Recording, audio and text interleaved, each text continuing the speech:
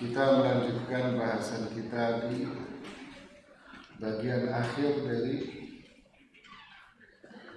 rukun iman, yaitu iman kepada takdir.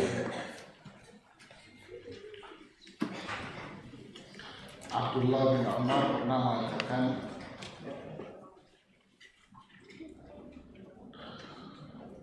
jika ada seseorang yang tidak beriman dengan takdir, lalu dia berinfak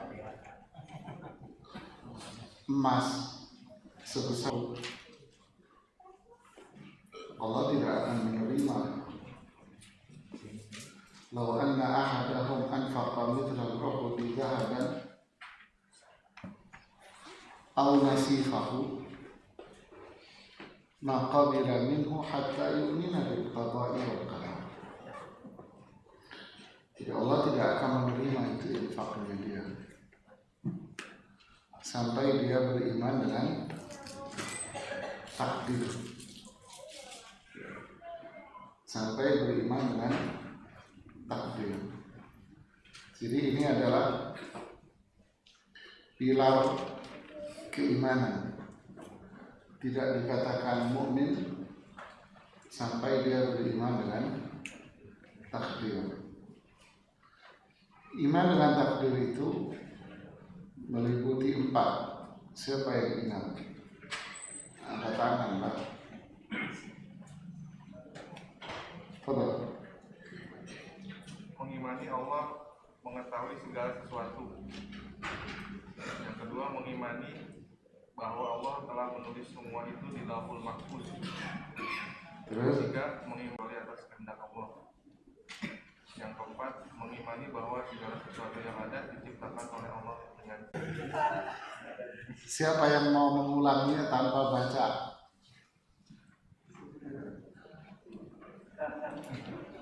Ayo, yang perempuan juga. Saya ngomong pelan-pelan karena tenggorokan saya nggak tahu, kayaknya ada radang atau apa. Ayo, siapa mengulangnya? Poin-poin penting iman kepada takdir. Yang perempuan ada 4. Apa saja? Ya, takut salah. Salah nggak disetrap. Kalau sekolahan dulu disetrap. Ayo, siapa? Ya, silakan.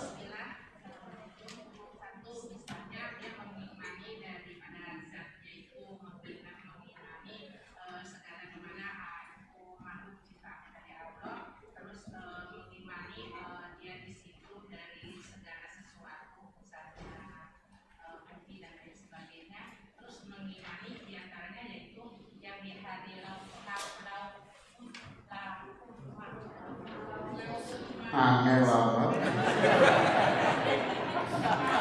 Lauhul Mahfuz. Perlu makan ontak. Ayo, siapa lagi yang mau mengulang? Gampang. Silakan. Yang perempuan atau yang laki, silakan. Belum nyantol, Pak. Iya. Ayo, mana yang muda-muda?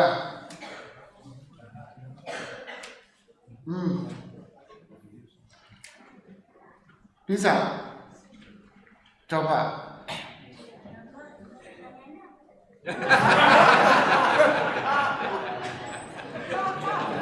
Ntar didengerin dulu ya, baru habis itu ntar dijawab ya, pinter ya. Ayo, silakan Pak. Assalamualaikum. Yang pertama, Allah itu mengetahui segala sesuatunya, Ya. Secara umum maupun secara detail. Ya. Dari zaman yang tidak ada permulaan itu zaman azali sampai sekarang itu Allah sudah ketahui secara detail dan terperinci. Terus yang kedua, semuanya itu telah dicatat di Lauhul Mahfuz. Apa yang telah terjadi tersebut. Dan semua yang terjadi itu sesuai dengan kehendak Allah. Tidak ada yang terjadi tanpa kehendak Allah. Terus semuanya yang terjadi berdasarkan dengan sifat lupa, nggak apa-apa. Jadi ada berapa komponen iman kepada takdir? Ada 4. Yang pertama al-ilmu. Satu kata aja sebetulnya. Yang pertama al-ilmu. Apa artinya? Allah mengetahui. Apapun yang terjadi sampai hari akhir nanti Allah tahu. Terus yang kedua apa? Al-kitabah. Apa al-kitabah itu? Dicatat di Lauhul Mahfuz semua. Yang ketiga apa? Al-masyiah. Berarti apa? Kehendak. Jadi semua itu terjadi karena kehendak Allah. Yang keempat al-khalqu, penciptaan. Maksudnya apa? Mengadakan. Paham? Apa? Inilah takdir namanya. Ilmu al-kitabah, al-masyiah, al-khalqu. Ini namanya takdir. Kasih hadiah. Mana dia? Ini kalau laki-laki sarung, betul. Biar ini satu ya. Nah, yang perempuan apa? Mau kena. Oh, mau kena batik. Lo yang satunya itu yang di belakang itu. Udah, yuk. Yuk yang di belakangnya ini sudah. Enggak, ini bapak itu sarung. Udah. Rasulullah SAW pernah bersabda, ma asabaka lam yakun liyukhti'ak, wa ma akhta'aka lam yakun liyusibak. Ma asabak, sesuatu yang Allah ketahui, Allah catat, Allah kehendaki bahwa itu akan terjadi pada diri Anda, lam yakun liyukhti'ak, tidak akan meleset. Kalau sudah Allah takdirkan itu menimpa Anda, maka tidak apa? Enggak meleset. Wa ma akhta'ak lam yakun liyusibak. Kalau Allah sudah takdirkan, tadi ditakdirkan bahwa itu tidak akan mengenai diri Anda. Kalau sudah ditakdirkan bahwa itu tidak mengenai diri Anda, maka itu tidak akan ada di tangan Anda. Faham? Kalau sudah ditakdirkan itu jadi milik Anda, setan jin juga nggak bisa menghalangi jemaah. Kasarnya gitu. Siapapun tidak akan bisa menghalangi. Kenapa? Karena tidak akan meleset. Ya. Tapi kalau Allah takdirkan bahwa itu tidak akan ada di tangan Anda, maka itu pun tidak akan bisa ada pada diri Anda. Kalau udah ditakdirkan tidak, ya udah nggak bisa di tanganmu. Mau ngotot model apapun nggak bisa. Waduh,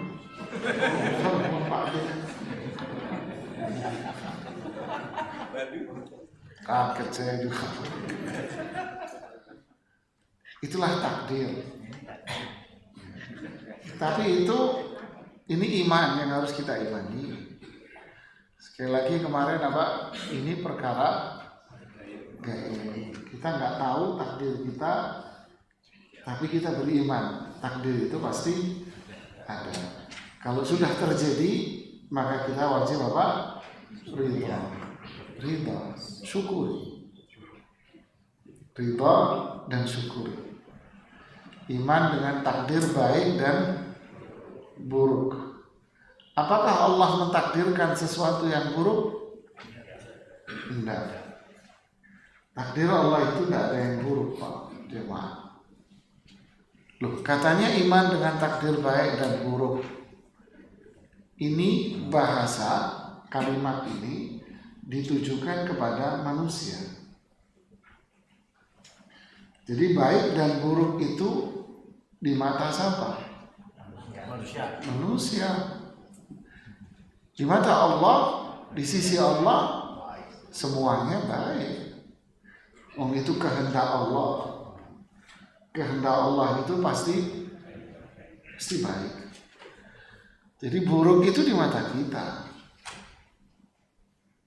Seperti si fulan ditakdirkan sakit. Di mata kita sakit ini tidak enak. Tapi di mata Allah takdir sakit itu baik.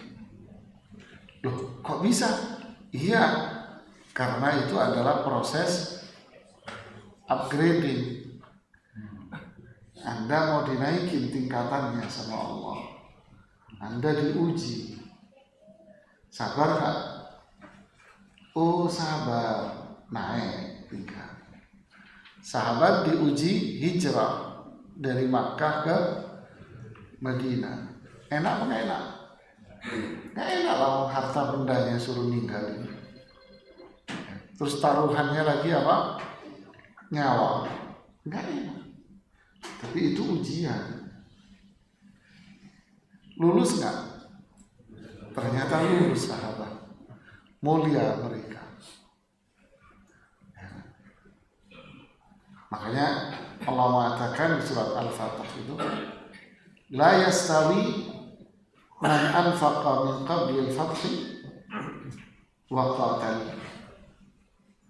Tentu beda orang yang berjuang sebelum penaklukan kota Makkah dengan mereka yang berjuang setelah penaklukan kota Makkah. Jadi begitulah jemaah, buruk itu nggak enak itu di mata kita. Seperti minum obat juga di mata kita nggak enak, tapi di mata dokter enak. Minum jamu pahit, brotowali hitam itu, makan apa aja setelah itu masih pahit di mulut. Bagi mbok jamu, apa jawabannya? Bu, pahit ya? Wah, seger. Anda yang nggak pernah, seger bener Bu, seger dikit pahitnya. Anda minum, Anda maki-maki. Begitulah jemaah. Jadi baik buruk itu di mata manusia, buruk itu di mata manusia. Di mata Allah semuanya baik. Jadi beramallah sesuai perintah Allah dan Rasulnya. Bekerjalah untuk urusan duniawi apa yang Anda lihat baik dan manfaat. Bekerja saja. Untuk duniawi bekerja saja. Lakukan yang terbaik. Untuk akhirat ibadah yang baik. Ibadah saja. Kalau perkara dunia ternyata terjadi tidak sesuai dengan ekspektasi kita, syukuri. Saya pengen tubuh saya tinggi, tapi ternyata masih pengen gemuk, tapi masih kisut. Tahu kisut ini? Kisut ini maksudnya apa? Kurus. Bahasa orang Surabaya, kisut itu maksudnya kecil. Ya sudahlah. Ini apa namanya? Apa yang Allah tentukan. Begitulah seterusnya. Oke, kita lanjutkan bahasan kita. sampai sebentar.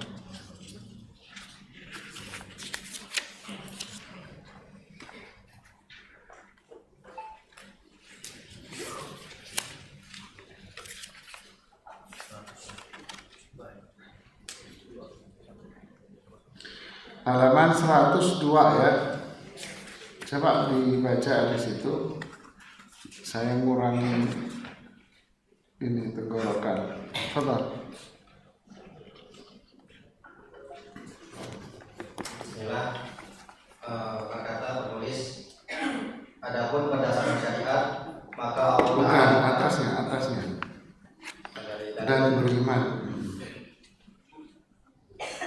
Dan beriman kepada qadar atau takdir berdasarkan apa yang telah kami sebutkan di atas, tidaklah menafikan bahwa seorang hamba memiliki kehendak dalam perbuatan-perbuatan yang merupakan pilihannya dan memiliki kemampuan untuk melakukannya, karena syariat dan ketentuan dan kenyataan menunjukkan adanya hal itu. Paham ya? Iman kepada takdir bukan berarti kita ini harus duduk delenggem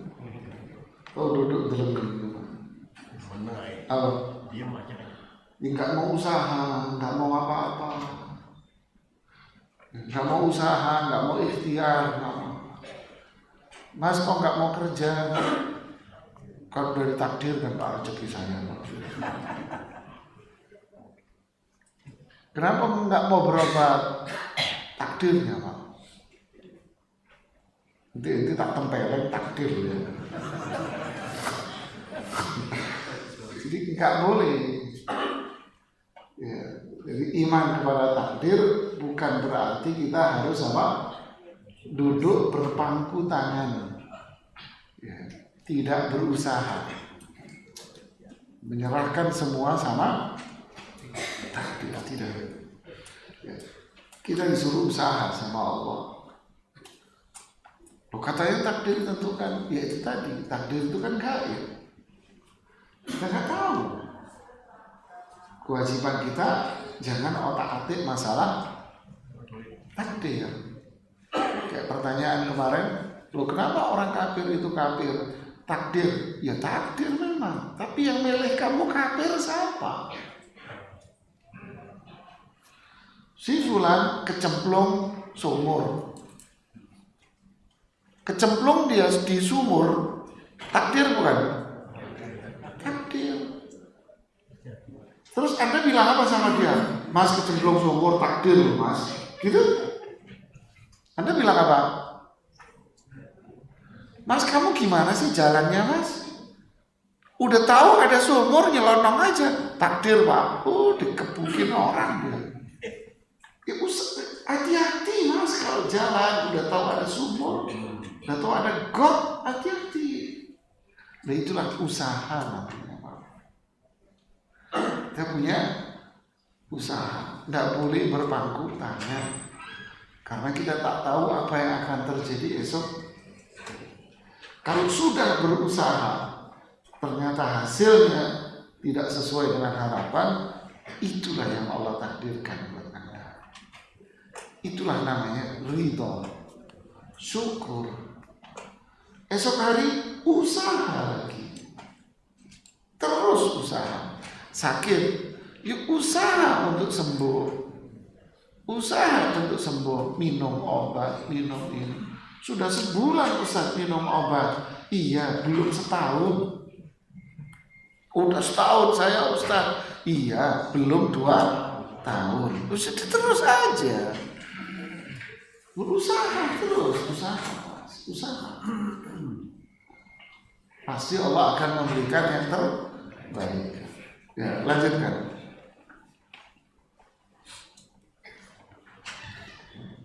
Adapun berdasarkan syariat, maka Allah Ta'ala telah berfirman tentang kehendak. Faman syaa'a ittakhadha ila rabbih ma'aba. Maka barang siapa menghendaki niscaya dia menempuh jalan kepada Tuhannya. Surat An-Naba ayat 39. Lihat ayat. Faman syaa'a ittakhadha ila rabbih ma'aba. Siapa yang mau, punya keinginan pasti dia akan menempuh jalan menuju Allah. Ya, saya pengen goes. Berarti apa? Dia akan menempuh jalan apapun agar dia bisa naik sepeda. Berarti apa? Manusia harus usaha dong.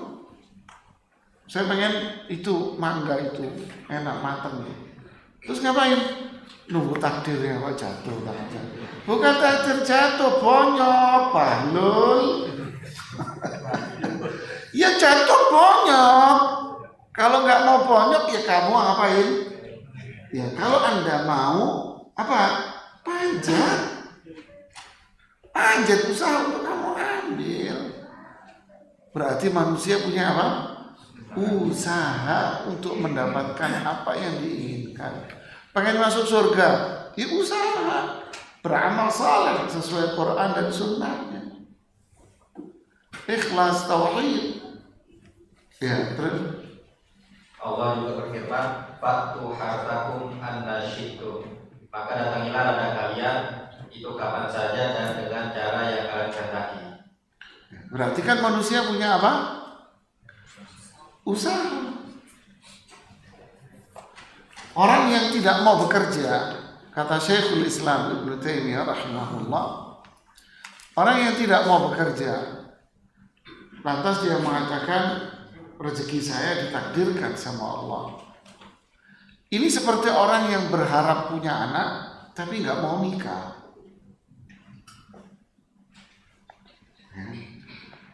Jadi Islam ini menyuruh kita untuk apa? Usaha, usaha. Berdoa sama Allah, usaha. Terus Allah berfirman tentang adanya kemampuan manusia, "Fattaqullaha mastata'tum." Maka bertakwalah kalian kepada Allah menurut kesanggupan kalian. Terus Allah juga berfirman, "La yukallifullahu nafsan illa wus'aha, laha ma kasabat wa 'alaiha ma iktasabat." Allah tidak membebani seseorang melainkan sesuai dengan kesanggupannya. Dia mendapat pahala dari kebajikan yang dikerjakannya dan dia mendapat siksa dari kejahatan yang diperbuatnya. lihat jemaah, Islam ini bukan agama pokoknya. Pokoknya kalau sholat nggak berdiri, kamu nggak dapat pahala sempurna. Enggak, Islam bukan begini. Sholat sambil berdiri itu memang yang mulia, yang paling mulia, yang paling baik. Tapi kalau Anda nggak mampu berdiri, ya, bertakwalah kalian kepada Allah semampumu. Saya nggak mampu berdiri memang, saya bisanya duduk. Ya udah sholat duduk. Pahala saya gimana? Sama yang berdiri. Sama dengan yang berdiri. Saya berdiri nggak bisa, ya udah tiduran. Begitulah Islam, jemaah. Lakukanlah perintah Allah sesuai dengan kemampuan. Adapun berkaitan dengan larangan, ini nggak berlaku memang. Kalau larangan judulnya pokoknya. Kalau larangan judulnya pokoknya. Pokoknya ini haram. Dan nggak usah nawar. Itu larangan. Tapi kalau perintah sesuai dengan kemampuan. Ini sisi ibadah. Berarti menunjukkan manusia ini harus apa? Usaha aja. Kemudian berikutnya, Adapun berdasarkan kenyataan, maka setiap manusia mengetahui bahwa dia memiliki kehendak dan kemampuan yang dengannya dia berbuat dan dengannya dia meninggalkan sesuatu. Dan dia dapat membedakan antara apa yang terjadi dengan kehendaknya, seperti berjalan dengan apa yang terjadi tanpa kehendaknya, seperti gemetar. Akan tetapi kehendak dan kemampuan hamba terjadi dengan kehendak dan kuasa. paham? Kita bisa bedakan sesuai karena keinginan kita sesuatu terjadi bukan karena kita yang mengendalikan. Contoh berjalan. Berjalan ini kehendak siapa? Kita. Tubuh kita bergemetar, kehendak siapa? Hah? Kehendak kita apa bukan? Bukan. Ini maksudnya Syekh. Berarti manusia itu punya kehendak. Kentut itu kehendak siapa ya? Ente bisa enggak? Saya nggak mau kentut, saya mau kentut. Nggak bisa, sakit perut Anda. Iya kan? Jadi itulah di kehidupan. Contohnya nggak enak, ya biar gampang difahami. Berarti manusia punya kehendak. Ini kesehari-harian. Aktivitas apa aja.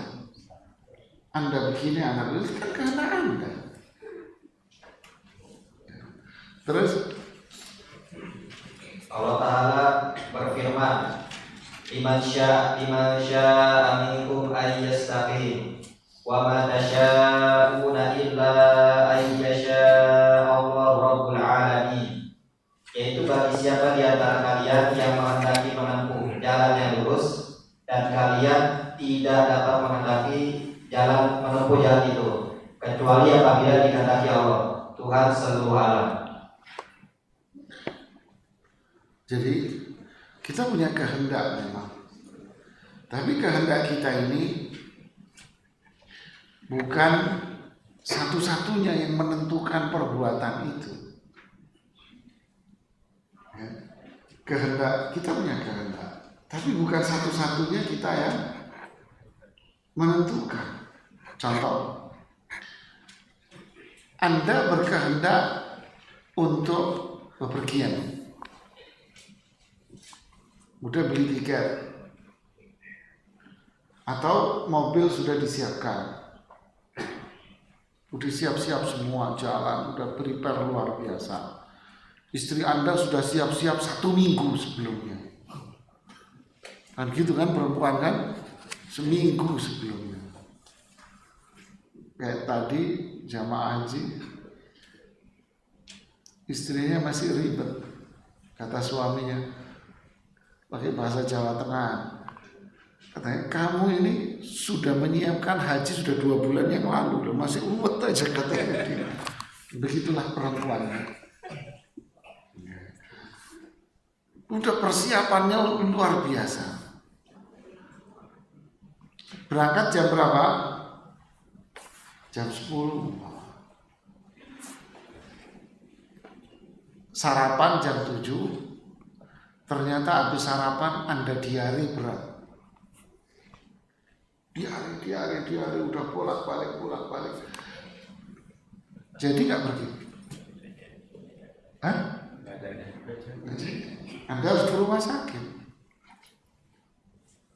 Dan bubar semua acara. Kita punya kehendak. Tapi yang menentukan siapa? Allah jemaah. Apa yang nentuin? Hari itu dia mau pergi, udah beli tiket, bareng-bareng sama temennya. Jalan, temennya bilang, saya nggak jadi deh. Saya nggak jadi. Lo kenapa? Saya disuruh nganter ibu, saya ada urusan mendadak, ini itu. Kalian aja deh yang jalan. Ya sudah lah. Tiketmu gimana? Nanti gampang lah. Jalan lagi. Naik pesawat. Ternyata pesawatnya kecelakaan. Yang menghendaki ini siapa? Semua punya keinginan. Dia keinginan untuk jalan. Ini jalan, kecelakaan, meninggal, ini batal. Siapa yang menentukan? Hah? Allah. Kita punya kehendak, Allah yang menentukan. Untuk mangga mateng. Iya mateng. Panjat. Itu panjat sama. Udah mau kamu ambil, jatuh mangganya. Ya Allah, jatuh. Aduh. Bener kan? Sering kan? Dulu masih kecil-kecil gitu kan. Jatuh tuh mangga. Anda usaha. Sudah usaha. Begitulah contoh sehari-hari kita. Dulu mau kawin, ngelamar, minta sono, minta sana, minta di Papua, Aceh, nggak ada yang cocok. Nggak tanya cocoknya siapa? Tonggo sebelah. Cocoknya sama tetangga sebelah. Pekgo katanya, pek tonggo. Jadi yang ketawanya yang paling kenceng rupanya dia dulu begitu. Jadi itu kita punya kehendak. Wa ma tasyauna illa an yasha Allah. Allah yang nentuin jemaah. Makanya usahalah dan berdoa. Terus. Dan karena alam semesta semuanya adalah milik Allah Ta'ala, maka tidak ada sesuatu pun yang terjadi di kerajaan miliknya tanpa pengetahuan dan kehendaknya. Beriman kepada qadar, sebagaimana yang telah kami sebutkan di atas, tidaklah memberikan alasan kepada hamba atas kewajiban-kewajiban yang dia tinggalkan atau kemaksiatan-kemaksiatan yang dia lakukan. Dan atas dasar ini, maka sikapnya yang beralasan dengan qadar adalah batil dilihat dari berbagai aspek. Jadi poin ini Syekh rahimahullah ta'ala ingin menyampaikan satu prinsip penting. Apa itu? Tidak boleh berdalih dengan takdir atas kemaksiatan dan kesalahan yang dia lakukan. Tidak boleh dia berdalih dengan takdir atas kesalahan dan maksiat yang dia lakukan. Tidak boleh. Kenapa dia jadi orang kafir? Takdir, Pak. Kenapa Anda nggak sholat? Takdir. Ya nggak boleh, Pak. Nggak bisa. Loh kalau begini ceritanya, ngapain Allah mengutus Nabi dan Rasul? Nabi Nuh diutus kenapa? Karena manusia di saat itu banyak berbuat syirik. Nah ada tuh mereka berbuat syirik. Ya udah itu kan takdirku. Kan enggak. Allah utus Nabi Nuh alaihi salatu wassalam. Untuk apa? Mengajarkan mereka tauhid. Begitulah seterusnya sampai Rasulullah sallallahu alaihi wasallam diutus Rasulullah SAW. Dilanjutkan para sahabat, dilanjutkan para ulama,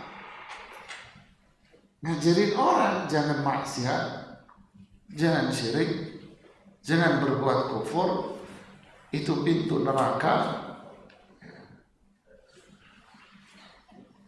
Jadi inilah Islam.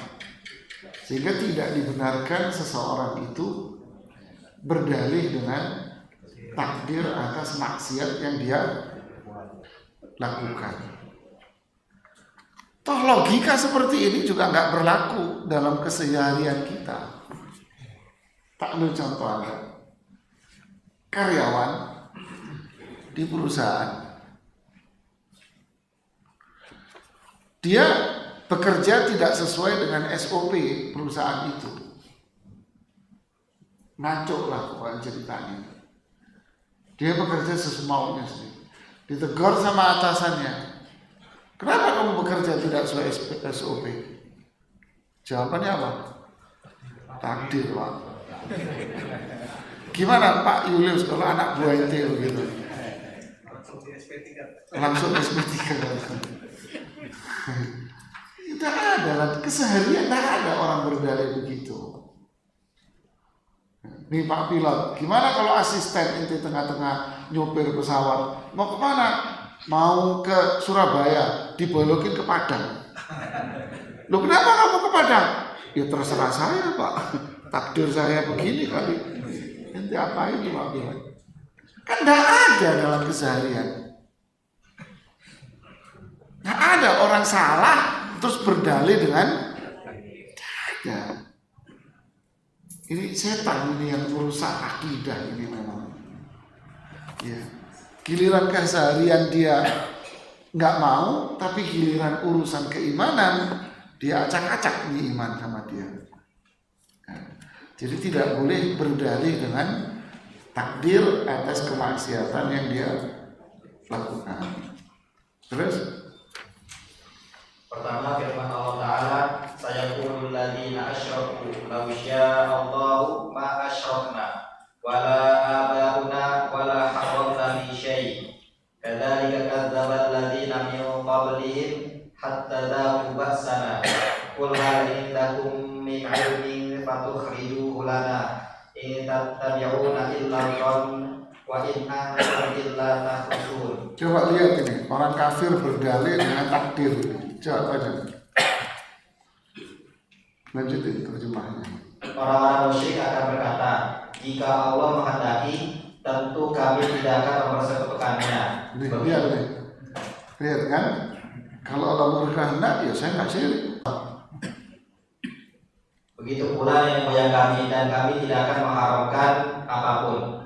Demikian pula orang-orang sebelum mereka yang telah mendustakan para rasul, sampai mereka merasakan azab kami. Terus Katakanlah, wahai Muhammad, apakah kalian mempunyai pengetahuan yang dapat kalian kemukakan pada kami?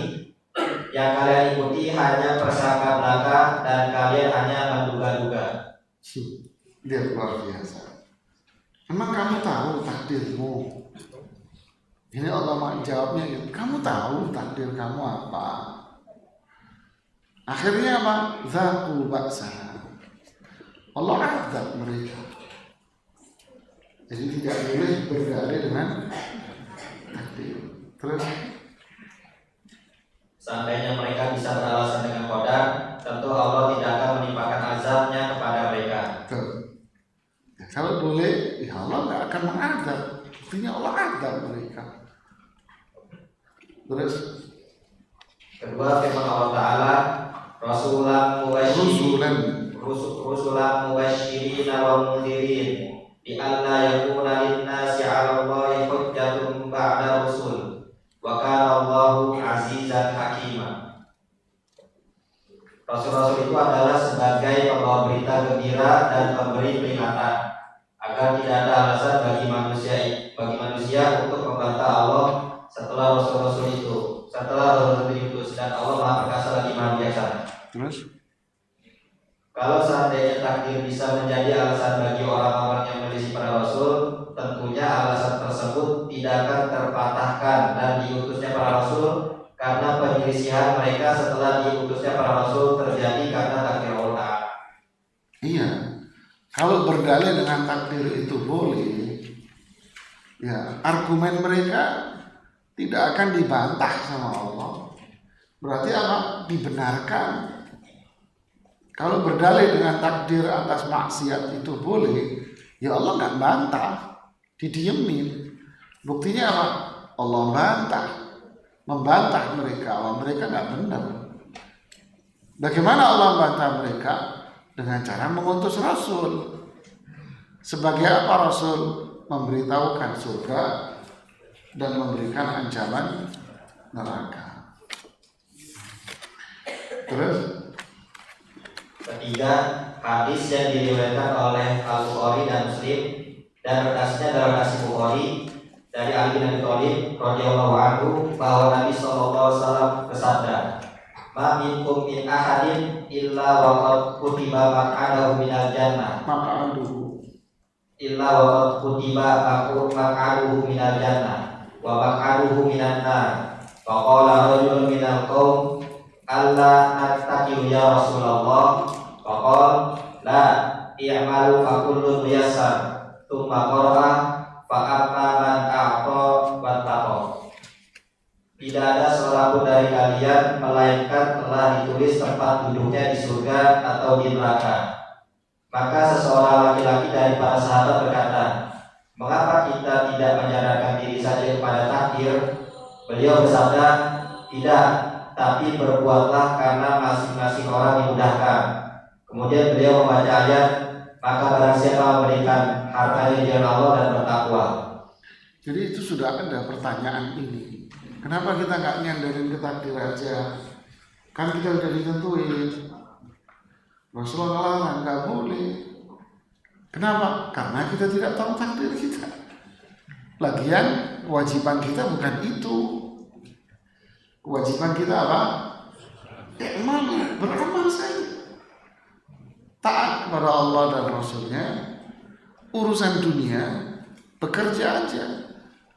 Kalau memang itu baik bagi Anda, halal, udah kerjain. Bagaimana? Nanti, ya Allah tentukan nantilah. Yang penting saya usaha dan berdoa. Inilah Islam yang benar. Terus? Dan dalam salah satu riwayat Muslim, fakulun muyassarun lima khuliqa lahu, karena masing-masing orang dimudahkan kepada tujuan yang diciptakan. Ya, kita dengarkan azan dulu.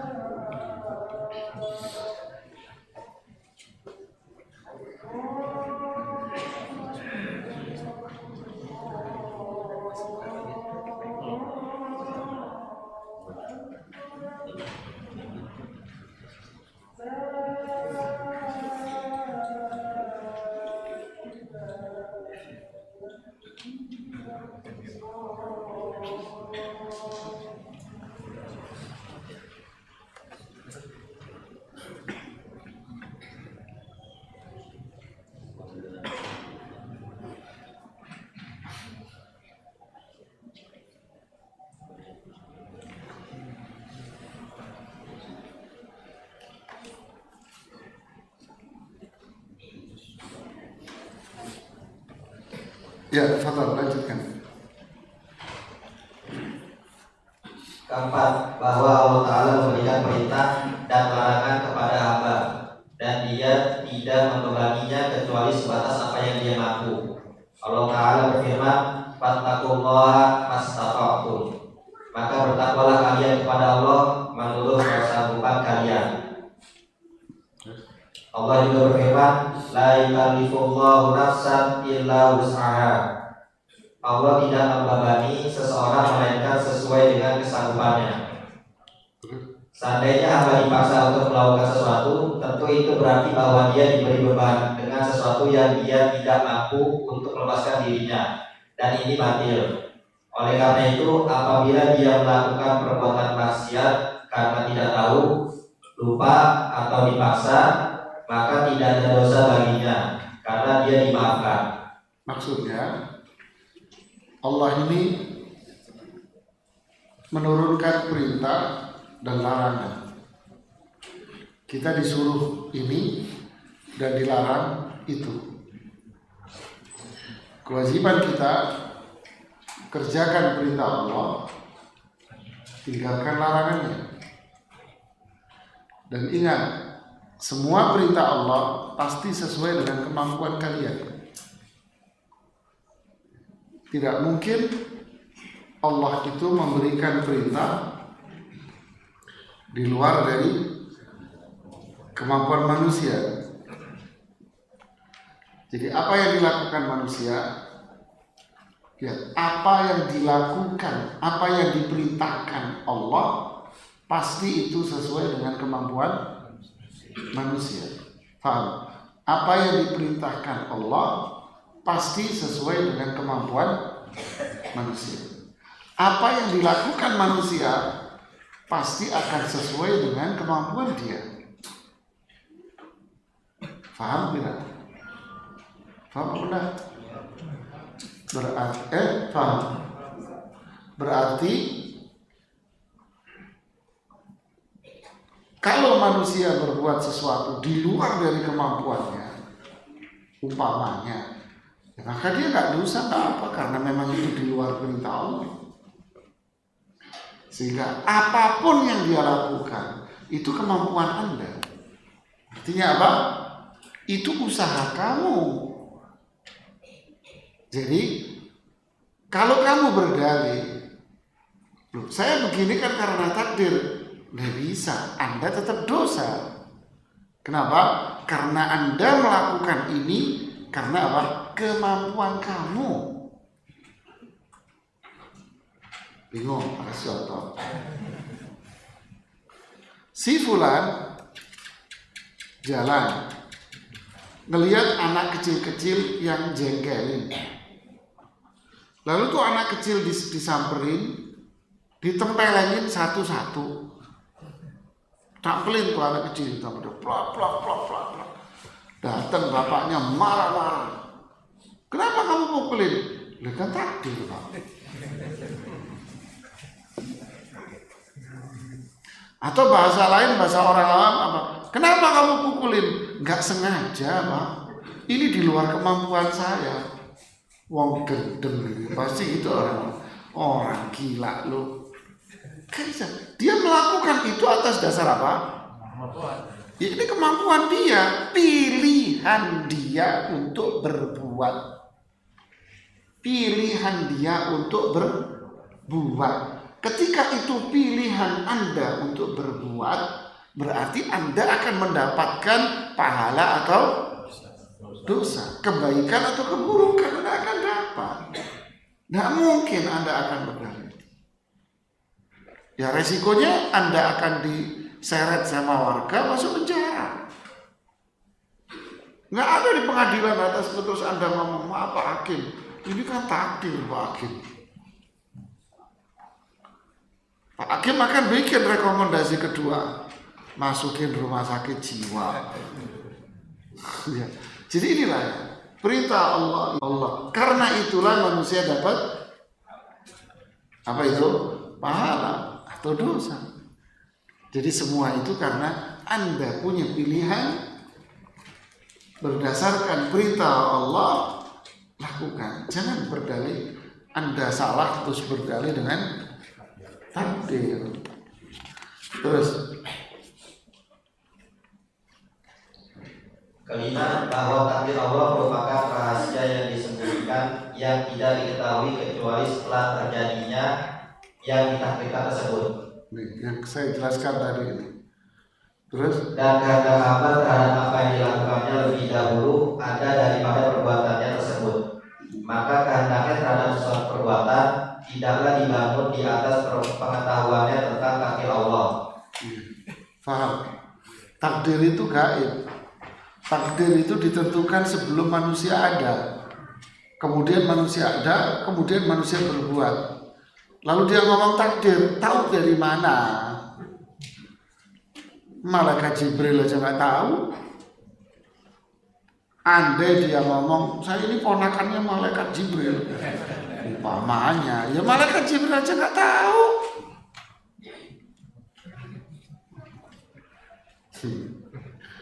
Terus, Dan pada saat itu terpatahkanlah peralasan dia dengan kodar. Karena tidak ada hujah bagi seseorang dalam apa yang tidak diketahuinya.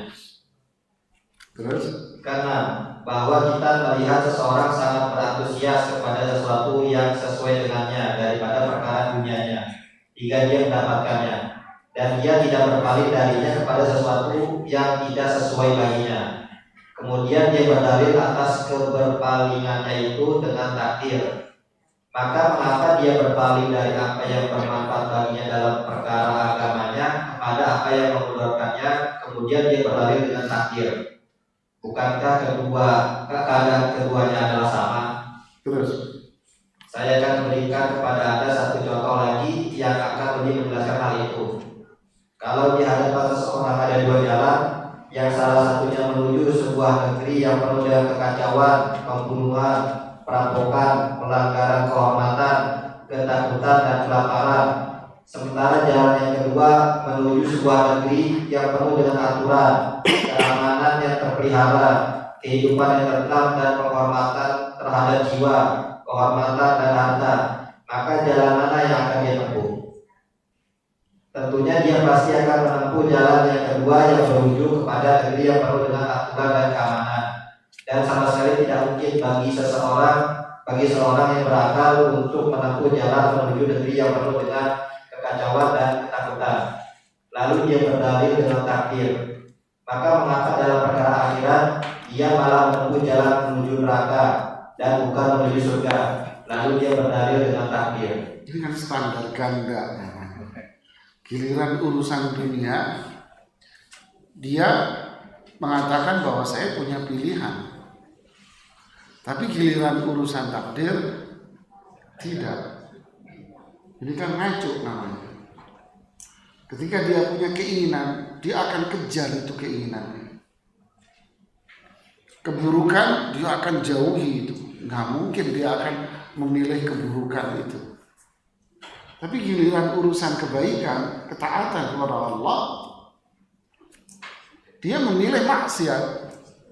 Kemudian ketika ditegur, ini takdir saya. Pepatah, gunung kudaki, lautan seberani untuk mendapatkan apa yang aku inginkan. Dia usaha untuk itu. Nggak mungkin dia akan meninggalkan itu. Nggak mau dia. Dia akan kejar keinginannya itu. Tapi giliran ketaatan, ini loh jalan surga. Nggak mau. Dia malah milih keburukan. Ditegur takdir. Lu kan paham tidak? Kan logikanya nggak nyambung. Nggak nyambung ini namanya. Inilah bisikan setan. Oke ya, saya kira sampai di sini. Sisanya ini contoh-contoh.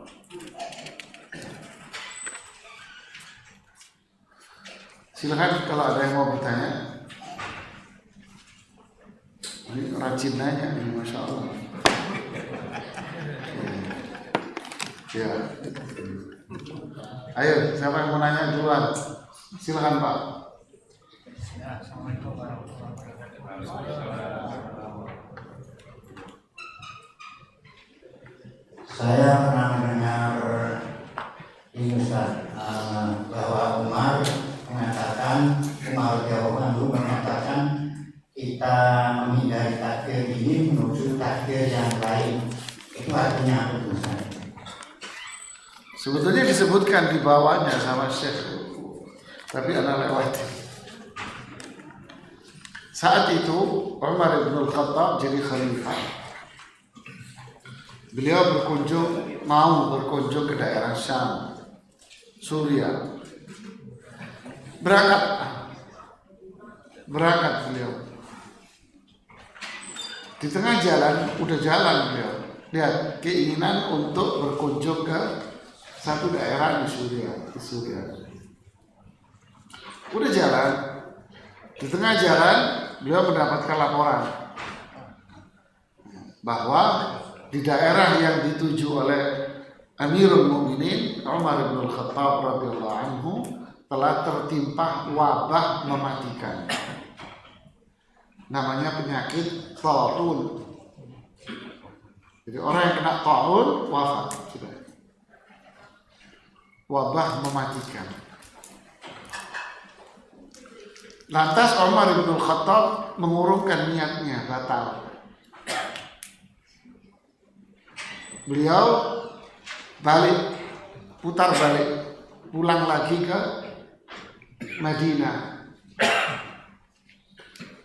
Ketika beliau pulang balik ke Madinah, seorang sahabat bernama Abu Ubaidah Amir ibn Jarrah, salah satu sahabat yang dijamin surga juga, mengatakan kepada beliau, "Ya Amirul Mukminin, atafirru min qada'illah?"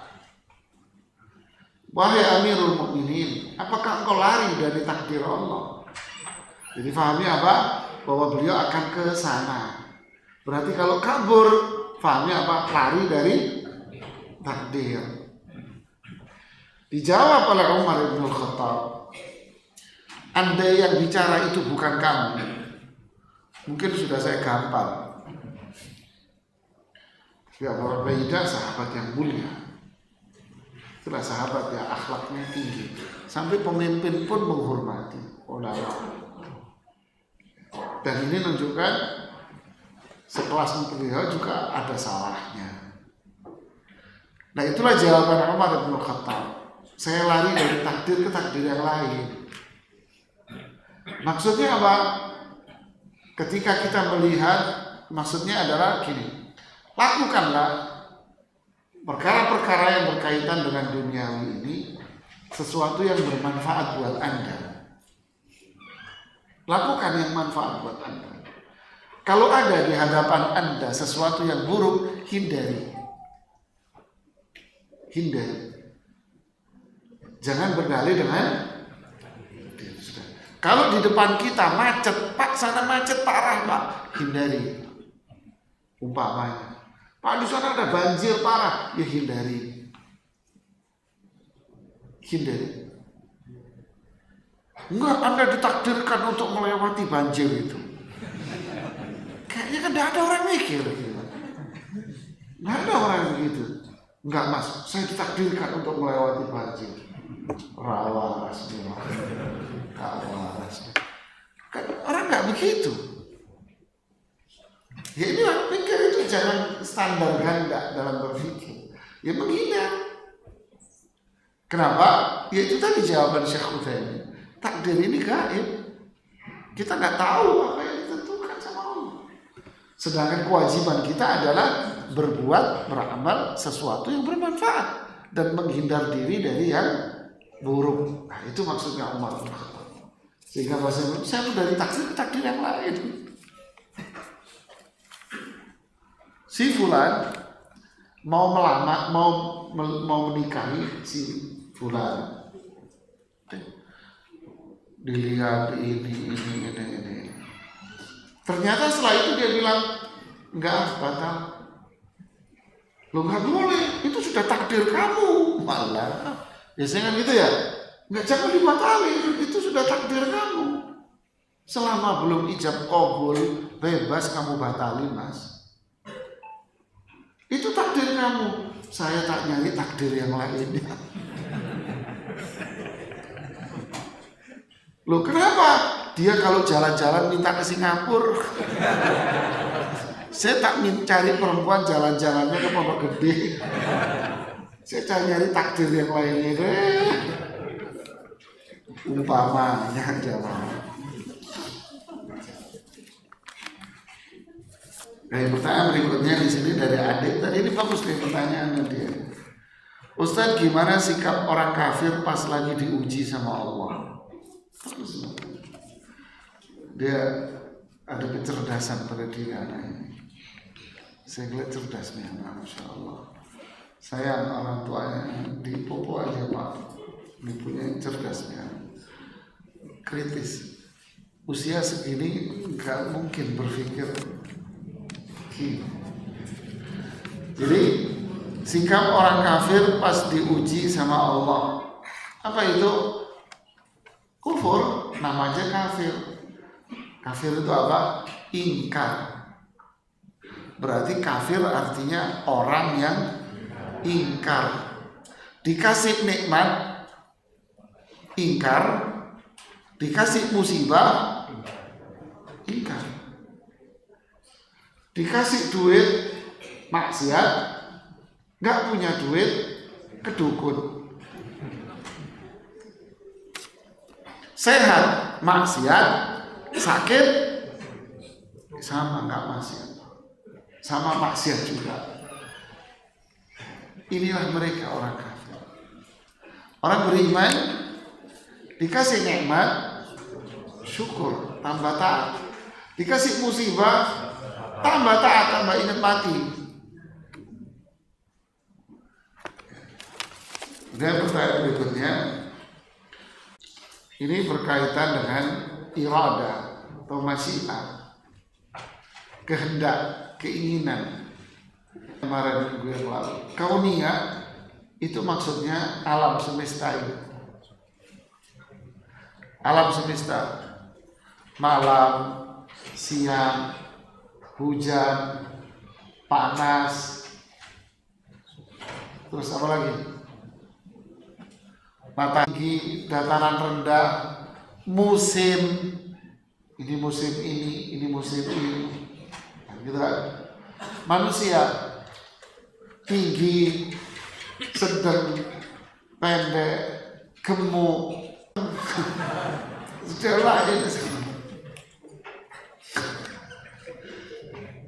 Ini semua nama kauniyah, apa yang ada di hidup, kematian, sakit, sehat. Ini semua berkaitan dengan alam. Irada kauniyah berarti apa? Kehendak Allah berkaitan dengan alam. Oh, sebelah sana hujan, sebelah sini enggak. Oh, di sana kering, susah hujan. Oh, di sini banjir hujannya. Ya, inilah kehendak Allah. Ini namanya irada kauniyah. Ada lagi syar'iyah. Syar'iyah. Syar'iyah itu apa? Syariat. Berarti apa? Perintah dan larangan, wahyu. Quran, petunjuk Rasulullah SAW. Di sana ada perintah, ada larangan. Ini namanya apa?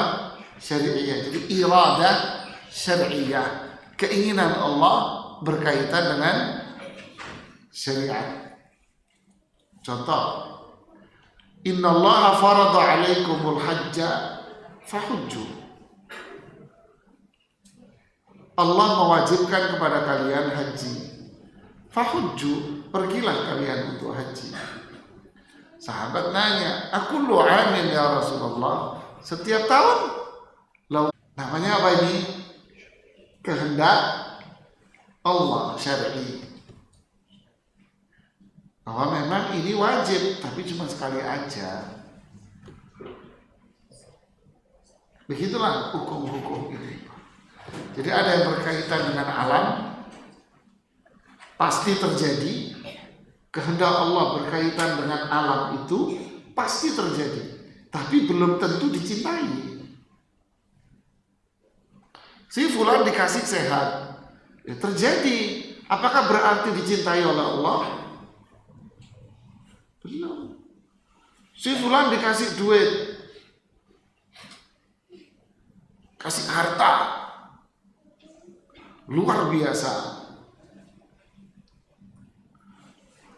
sampai jemput pemain bola dengan mobil seharga puluhan miliar.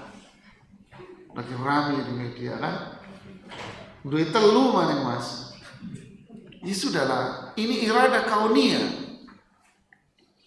Ini dunia, kehendak Allah dunia. Apakah berarti Allah cinta? Belum tentu. Si fulan penghasilannya susah alias mohon maaf miskin. Ini iradah kauniyah. Apakah berarti Allah benci? Mencintai juga? Belum tentu. Tapi pasti terjadi. Pasti terjadi, tapi belum tentu Allah cinta. Faham? Alam ini pasti terjadi maksudnya. Tapi belum tentu Allah. Itu orang kafir-kafir. Apakah berarti Allah cinta? Tidak. Iradah syariah, syariat. Apakah pasti terjadi? Pasti terjadi? Semua orang sholat semua? Enggak pasti terjadi. Allah mau. Bukan belum tentu, memang enggak pasti, Pak. Enggak. Buktinya apa? Mau sholat di mall, kandang burung. Mau sholat di mall, kecil. Mau sholat kecil. Hotel, kecil. Misalnya. Airnya anyang-anyangan. Coba ke toilet, ketok airnya. Giliran air wudhu, anyang-anyangan. Serius, saya semalam manasik di hotel bintang 5 di Sudirman. Bilang, Mas, ini tempat wudhu anyang-anyangan, Mas. Ya, tapi di tempat yang lain enggak. Iradah syariah tidak pasti terjadi. Enggak semua taat, Pak. Tapi kalau ada orang taat, apakah Allah cinta? Pasti. Kalau ada orang taat, pasti Allah cinta. Faham antara kauniyah dengan. Jadi jangan ngiri. Coba lihat tuh, sukses dunianya. Udahlah kamu ngaji melulu mau nyari apa? Ini pasti terjadi. Saya mencari yang syariah aja. Pasti terjadi tapi nggak dicintai, Mas. Tapi kalau ini memang belum pasti terjadi. Terjadi pasti Allah cinta. Milih mana? Milih pasti cinta apa nggak pasti? Ya pasti cinta. Itulah gambarannya. Paham ya? Alhamdulillah. Mau dijelaskan ada hadis yang bunyi penyakit air itu mendahului takdir. Al-ain lau. Ini andai kata jikalau mbek menowo, Mas. Ini hadisnya ini ada kata-kata lau. Ya, jangan diambil sepotong, bahaya. Lau andai limtina'il imtina. Dalam bahasa Arabnya lau itu artinya limtina'il imtina, menunjukkan sesuatu yang tidak mungkin terjadi karena ada sesuatu yang tidak bisa terjadi. Makanya bahasa Indonesianya apa? Jikalau, seandainya, Mas, tidak terjadi memang. Andai ada yang bisa mendahului takdir, hasad itu. Ain itu hasad. Artinya apa? Gak ada yang bisa mendahului. Gak ada yang bisa mendahului takdir itu. Gak ada. Yang kedua, maknanya apa? Hasad itu bahaya. Dan dampak buruknya cepat pada diri orangnya. Ya, makanya jangan suka selfie. Ini ibu-ibu nih, selfie terus. Gak bisa melihat pohon toge dikit. Aduh, ada pohon toge selfie. Apa ini? Aduh, penyakit itu bisa hasad. Orang jengkel loh sama Anda. Nggak bisa diobati. Obatnya gimana? Ya cari yang hasad sama Anda siapa, suruh wudhu, air wudhu, ya itu yang bisa ngobatin dia.